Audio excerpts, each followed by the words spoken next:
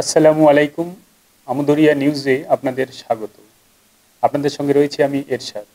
পড়ছি কয়েকটি গুরুত্বপূর্ণ খবর। আদালতে জামিন পেলেন বিজেপি নেত্রী সাংসদ রূপা গাঙ্গুলী।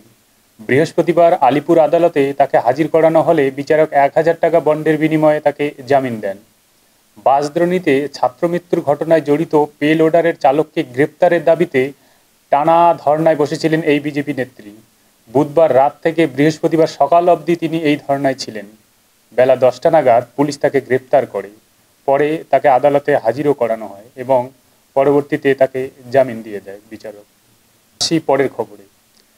একজন ইউনানি ডাক্তারের চেম্বারে ক্ষতস্থান ড্রেসিং করানোর অছিলায় ঢুকে তাকে গুলি করে মেরে পালিয়ে যায় ২ নাবালক। দিল্লির একটি বেসরকারি হাসপাতালে বুধবার গভীর রাতের এই ঘটনাটি ঘটে। হাসপাতালের কর্মীরা জানান যে গভীর রাতে হাসপাতালে গিয়ে পায়ের ক্ষতস্থান ড্রেসিং করাতে চায় ওই ২ নাবালক। ইউনানি মেডিসিনের চিকিৎসক ডাক্তার জাভেদ আক্তারের কেবিনে তাদের পাঠানো হয়। কয়েক মিনিট পরে হাসপাতালের ২ কর্মী গুলির শব্দ শুনতে পেয়ে সাথে সাথে ওই চিকিৎসকের চেম্বারে যান। গিয়ে দেখেন যে চিকিৎসক অচৈতন্য অবস্থায় পড়ে রয়েছেন। পরে তাকে মৃত বলে ঘোষণা করা হয়। ২ খুনির হদিশ এখনও মেলেননি এবং খুনের কারণই বা কী তাও এখনও জানা যায়নি। উত্তপ্ত হয়ে উঠছে মধ্যপ্রাচ্য। যুদ্ধ পরিস্থিতি তৈরি হয়েছে।